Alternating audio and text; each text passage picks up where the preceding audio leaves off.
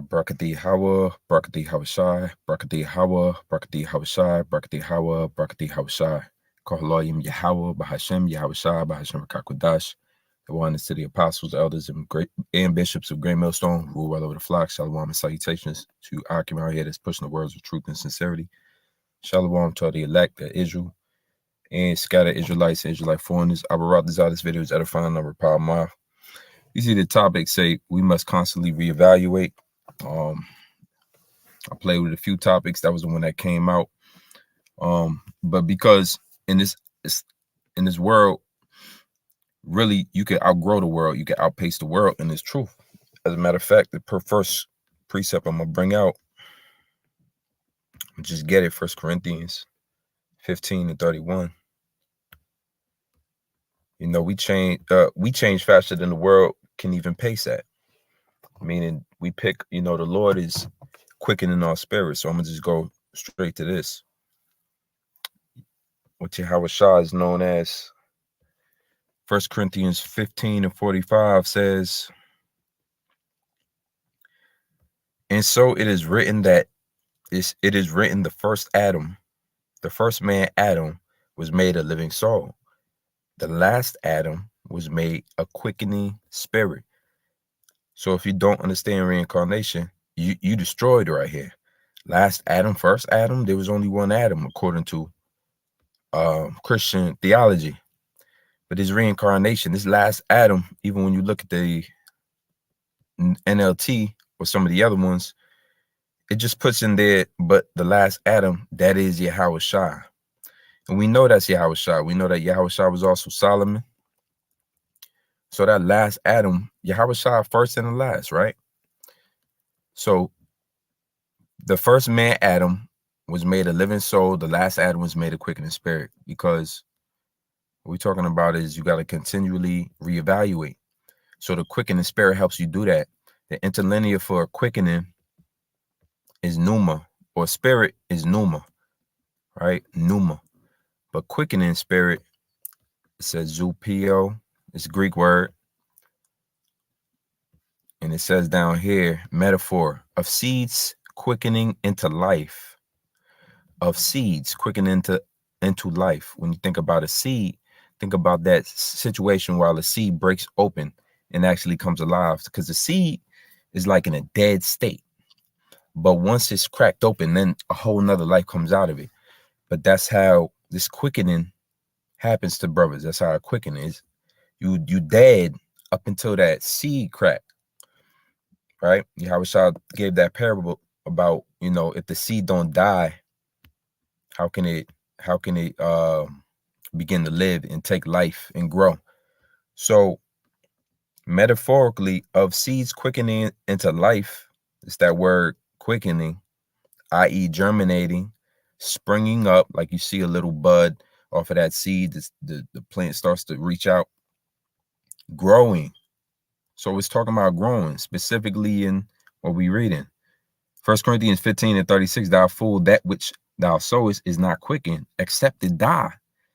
That's what Yahweh Shah said about the seed. It has to die, right?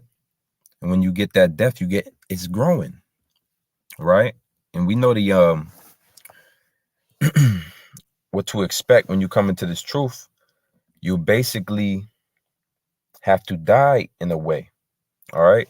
I think that's for Colossians. I'll just prove that real quick. Colossians 3. All right. Colossians 3:1. If ye then be risen with Yahweh Shah, seek those things which are above. So that reevaluating comes with always constantly making sure you're measured up to those things that are above. You seeking those things that are above. Those things are heavenly that are above. So you can't include everything into that conversation. Automatically, you start there's things that are above, and then there's things that are below. Right? But if your mind saying those things are above, you satisfying the Lord. If ye then be risen with Yahweh Shah, right? Because once again, that idea of being dead, like a seed dying, and the Yahweh Shah being a quickening spirit, quickening causing you to grow. So that spirit, the Lord is giving you that spirit that's causing you to grow. And you wonder why you're growing. You wonder why your Hebrew getting better, your your vocab, or not your faith is building, your integrity is there. You going through certain persecution, but you making it out of them, and the Lord consistently giving you more, right? More abundantly even. That's because you dead or you risen in Yahweh Shai. It says, seek those things which are above, where Yahweh Shai sitteth on the right hand of Yahweh. So you used to seek just about everything. It didn't matter. Maybe you mixed it in with the the things that are beneath and the things that are above. You got to, right? Or you just never fixated your mind on things above. But now the Lord giving you, he continue to quicken your spirit to really recognize what you should be focused on. It says, set your affection on things above. So your attention, your love, your admiration for something, when you got affection, right? That's just deeper than you looked at it, you peeped at it. Oh, I opened my Bible this week. Now you starting to have an affection for it. It say here how you feel about it. To have one's opinion of oneself, think modest. Let's see, have understanding, be wise. You're wise now. Wisdom works differently, right? It causes you to make different decisions. It says to direct one's mind to a thing. All right, to seek, strive for. So you to seek one's interest or advantage. You see the advantages of seeking the Lord now. It's starting to work in you and work through you. That's the wisdom of this word. It actually starts to penetrate to the point where it refocuses all of your attention back on it. It says not on things on this earth. So you're directed here not to put your attention on things on this earth. You're directed to be above the things that you have to see in your everyday life. You're directed to be some type of a better individual than you used to be when you did seek things on the earth. And what's some of the things on the earth? That's why everything outside this truth gets like a reevaluation. Naturally, most things get devalued because there are things on this earth. So, you don't want like everybody else. You don't have a hunger of fire to get rich. The scriptures tell you labor not to get rich. You don't got a fire to get rich, right? Brothers are driven by different ways potentially to make money and things like that, but we don't have that fire in there that you hear rap music and you hear majority 2/3 dying over. We don't got that fire to get rich. We got a fire to be right with the Heavenly Father when he sends his son, Yahweh Shah, the second time. It says, set your affection on things above, not on things on this earth, for ye are dead, and your life is hid with Yahweh Shah in Yahweh. So we can see now, we dead. We are those seeds that dropped and died, right? And then were germinated and quickened by the Spirit of Yahweh by Shem Shah. We was those seeds, right? The scriptures tell you some seeds fall by the wayside. So this spirit, the seed planted within us, quickened us, and here we are, right? And then we desire to have more. That's why you come back to watch more videos, and it's the seed germinating and springing up. You're growing, and that's what Yahweh Shah again was known for. I'll read it one last time. 1 Corinthians 15 and 45. And so it was written, the first man, Adam, was a living soul. The last Adam was made a quickening spirit. And that quickening means growing. All right, so we got growth now. Now, when we reevaluate things, because you grow. And if you growing and something else ain't growing, you outpaced it. If you growing and something else is growing out as fast, you outpaced it. So naturally, there's always a reevaluation. Shit, things that outgrow you, reevaluate. You know what I'm saying? Things will outgrow us. So we constantly got to be aware of that. Let's get Second Esdras 2. And why would you need to reevaluate? Right? Because a lot of things just don't matter anymore or shouldn't matter to you anymore. As you get old, you start adapting to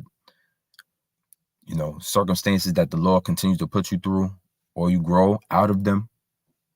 And what happens? You understand that you don't need, because of certain afflictions that the Lord's going to bring on us anyway, you don't need to be caught into them. You don't need to be to fall by him. So you got to reevaluate. I was actually looking for Ecclesiastes, and it's not going to be a long.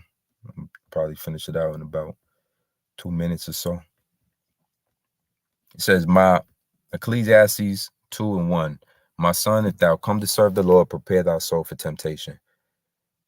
Okay, so you got to reevaluate now. Some of these things are the temptations of the Heavenly Father that, if not assessed correctly, will pull you out of the truth.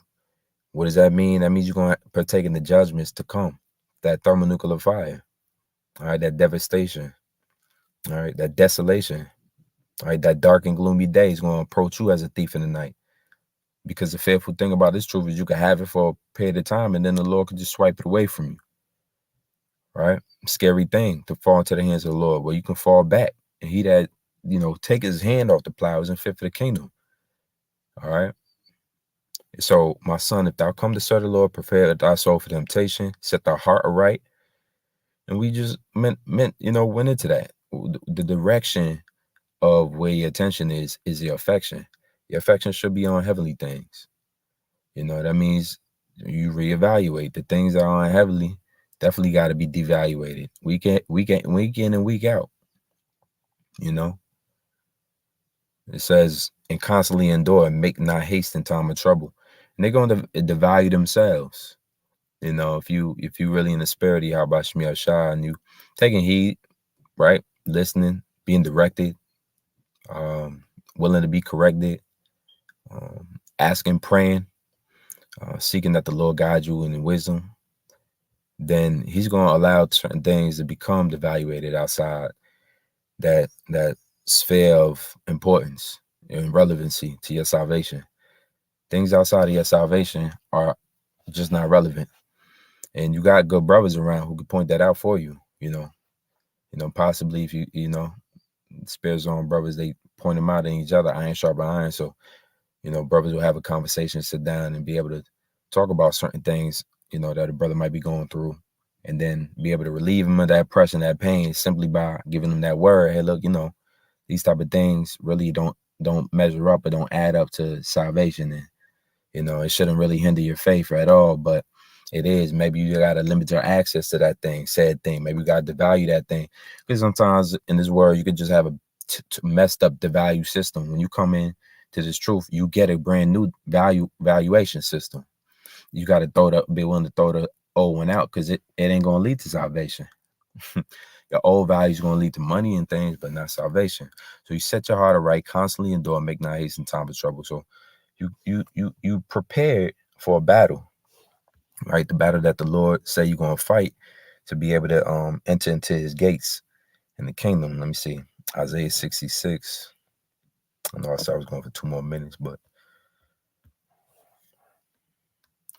we're going to get Isaiah 66 and 15. Some of the reasons, just going through some of the basics. Of course, prophecies are driving force. This is where we get the willpower, through the spirit of Yahweh Shemi Shah.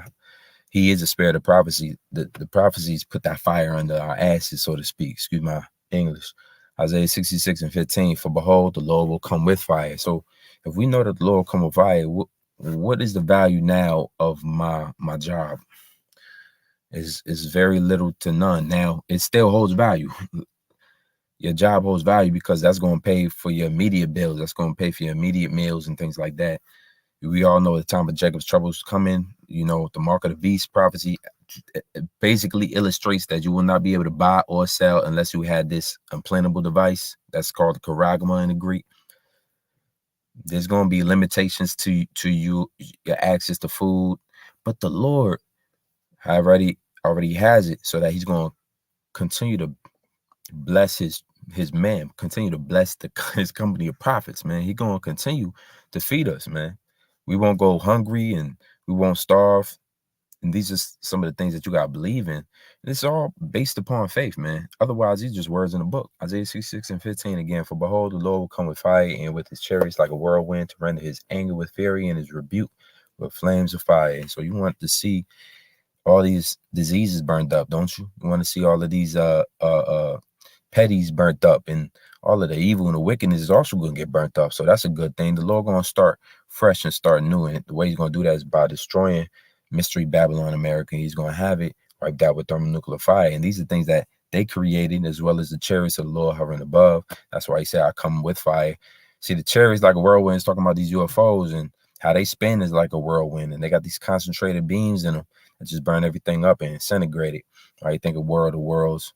It says to render his anger with fury. So the Most High sent his son because his son is mad, and the Lord's anger is killed up. So everybody in the heavens is angry pretty much already with the reports of what's happening to the saints, with the reports of what we're praying back to. We're sighing and crying. We're asking the Lord to condemn this place as he said he would. We just basically praying that the Lord, further, put like this, like make speedy his promises. He promised them anyway, but we praying that the Lord hasten his promises. So hasten the rebuke, hasten the destruction that's to come, and his rebuke with flames of fire, right?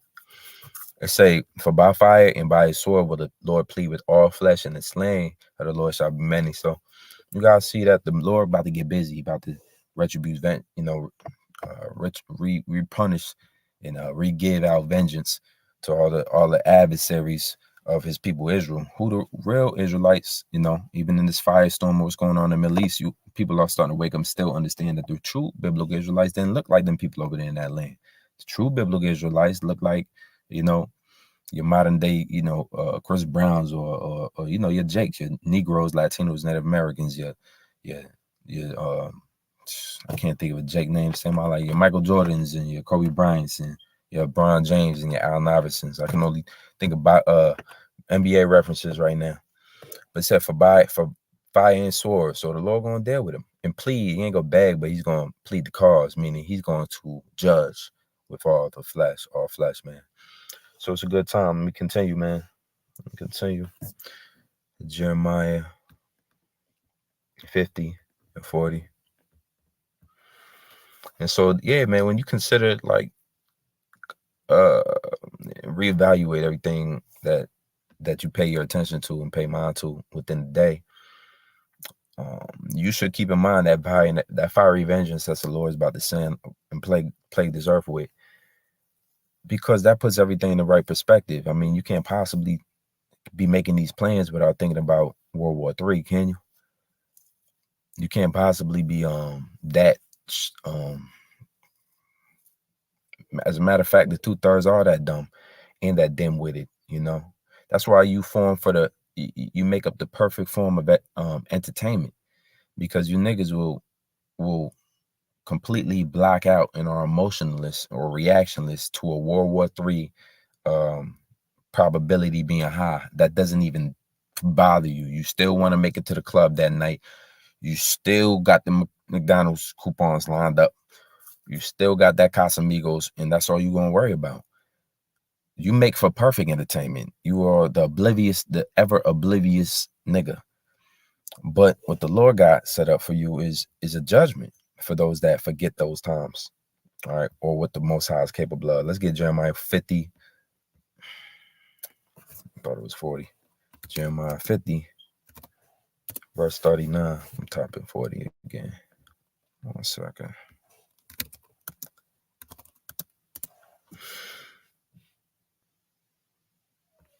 Yeah, Jeremiah 50, verse 40. Let's go to 39. It says, therefore the wild beasts of the desert with the wild beasts of the islands shall dwell there. This is Babylon after destruction, which is America. And the owls shall dwell therein. While all these wild beasts, desert dwelling creatures, and owls dwelling here, because they're living out their natural habitat, because that's how America is going to represent to them. That's how America is going to be, a desert. So these natural dwelling desert creatures are going to inhabit this place. It's going to be a paradise for owls and buzzards, lizards, and such. It says, and it shall be no more inhabited forever. So in doing a simple reevaluation, you say, well, what are all the things I love in this world? What are all the things that excite me? What are all the things? Think about how you get emotional attachment to certain things, right? And maybe you start to think, all right, well, if nothing's going to inhabit this place forever, how much does my Hellcat really mean? Like, how much should it mean? Like, you could, enjoy it now. You got the windows rolled down, you on your way to work, whatever. Or you come home, you might not have a job. You make side income doing that thing. But how much of that how much of that moment is going to last is a forever moment. It's not. You're not building no forever moments in Babylon. You're building temporary BS moments. This is just filler up until the destruction. So instead, if the destruction is coming, turn your attention toward it. You know what I'm saying? The arrows are coming from that way. You got your shield up facing that the opposite way. We telling y'all to turn that shield around and face it towards the arrows that's about to hit you. So your attention is just like your shield in this day. And the reward for having your attention on the shield is salvation, right? The Lord begins to say things like, I am mighty to save, right? So it says, and it shall be no more inhabited forever, neither shall it be dwelt in from generation to generation. And as Yahweh overthrew Sodom and Gomorrah and the neighboring cities thereof, save the Lord, so shall no man abide there, neither shall any son of man dwell therein. Who's going to dwell here? All these memories, for what? All these American memories, you know? And I mean, America serves its purpose, man. It's a place, you can get your fast food here. People love their guns and their butter here, you know what I'm saying? But it's being slowly, systematically destroyed. They don't even got an answer for all of these people crossing the border right now. They worried about Hamas. We ain't even gonna get into that. The Hebrew word, word Hamas means violence. That's all we're gonna say. But this place is showing signs of weakness. It's showing signs of decay, and it shows all the signs of a nation that's on her demise, that's in her demise. Its delusion is there, all right? It's over the top. Theatrics is there, right? Usher and Kim Kardashian, can't get enough of them. It's showing the signs of decay. And the Lord says, Yahweh overthrew Sodom and Gomorrah. So we got an example of a nation in the ancient world that the Most High destroyed for having set amount of decay and sins, and they were immoral as a nation or as a city. They were immoral sodomites, right? Men being lovers with men and children and so forth and so on in these 5 cities, and the Lord used them for an example, right? And now that's the ensample or the sample, right, of what's to come.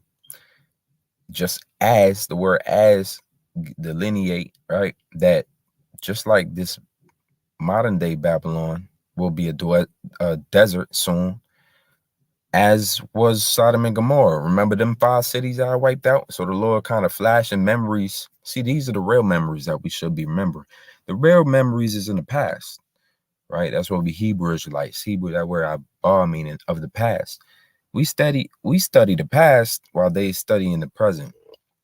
But that's why they don't have that foreshadowing type of mentality. They can't prepare when you're short-sighted. Let me continue. Well, let me just go to the next precept. I got here.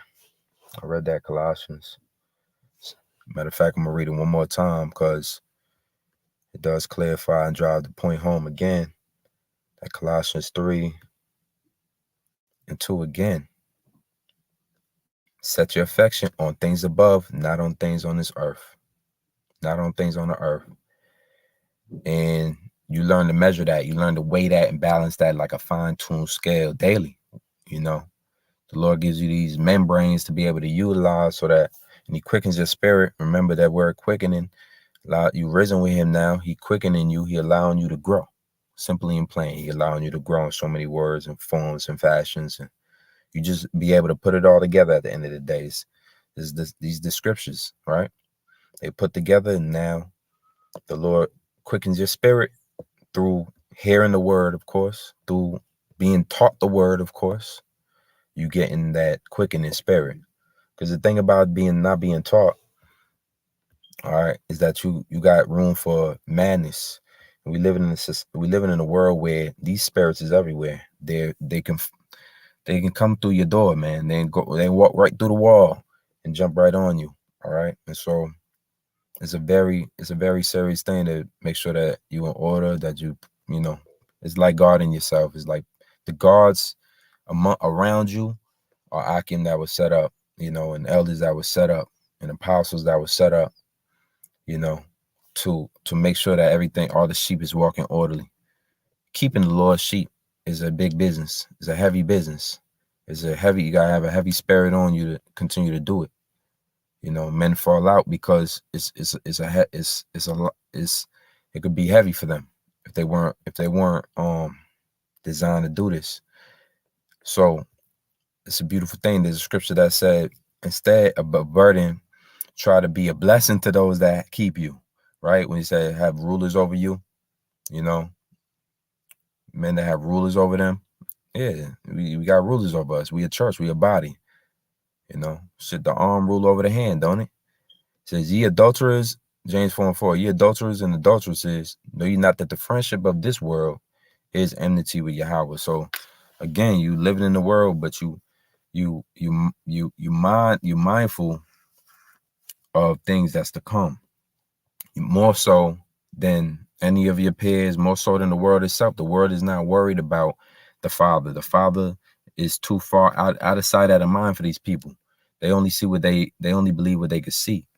You are walking through spirit. You walking by faith and not by sight. So they don't even see the coming destructions. Even if you painted the picture for them, they still wouldn't be able to see it.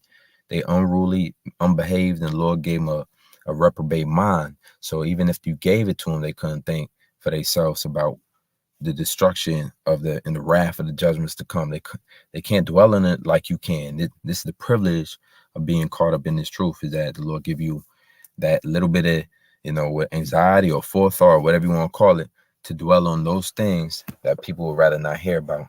Ye adulterers and adulteresses, know ye not that the friendship of the world is enmity with Yahweh? Whoso therefore will be a friend of the world is an enemy of Yahweh. So you can't get around that. You in enemy territory. As long as you are taking heed to these scriptures, you in enemy territory. That don't mean,